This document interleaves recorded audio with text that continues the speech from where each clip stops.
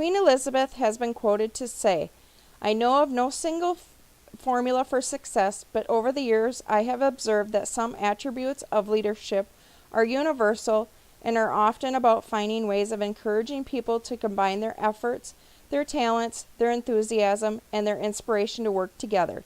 These words from the Queen emphasize the great leader who she is. Queen Elizabeth is one of the most famous leaders, with having held her position on the throne for over 65 years. Yet we know little about her. Queen Elizabeth reigns over not one but numerous countries. I have always admired the Queen for the person who she is and the respect that her people give her. I have read many articles and did research online about her. Today I would like to talk about Queen Elizabeth. First, I will talk a little bit about how she became queen. Second, I will discuss the countries that she reigns over. Finally, I will touch base on what type of government the Queen heads and how it is different from that of the United States.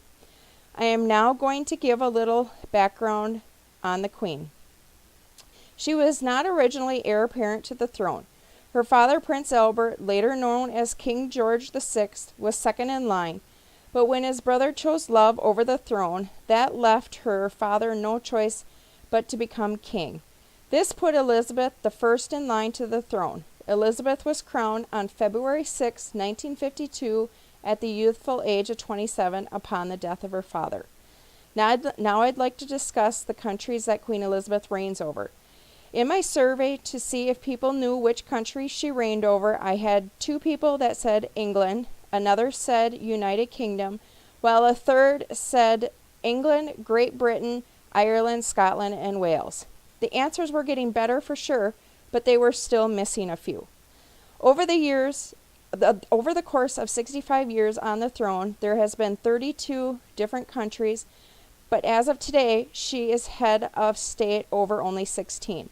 These would include Antigua and Barbuda, Australia, the Bahamas, Barbados, Belize, Canada, Grenada, Jamaica, New Zealand, Papua New Guinea, St. Kitts and Nevis, St. Lucia, St. Vincent and the Grenadines, Samoan Islands, Tuvalu, and United Kingdom. Lastly, I will touch base on the government and how it differs from the U.S. The U.S. is a democracy, which in short means majority rules. On the contrary, the Queen rules a monarchy, which means rule by one. Elizabeth has modernized the monarchy.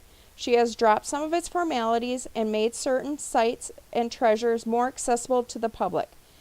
As Britain and other nations have struggled financially, she has welcomed the elimination of the civil list, which was a public funding system of the monarchy dating back roughly 250 years. Queen Elizabeth makes it a point to go visit all the countries to strengthen the bonds with her people. My survey indicated that all would prefer living the democracy, but one thought that the monarchy seemed a little more calm and united. Queen Elizabeth has been the head of several countries for many years. Even though the Queen is not one for the spotlight, she is well known around the world. She became queen at an early age, and she reigns over numerous countries that belong to the monarchy government. Queen Elizabeth stated, "I cannot lead you into battle. I do not give you laws or administer justice, but I can do something else. I can give my heart, my devotion to those old islands and to the people of our brotherhood of nations." Her words express that she is a leader who cares about her people.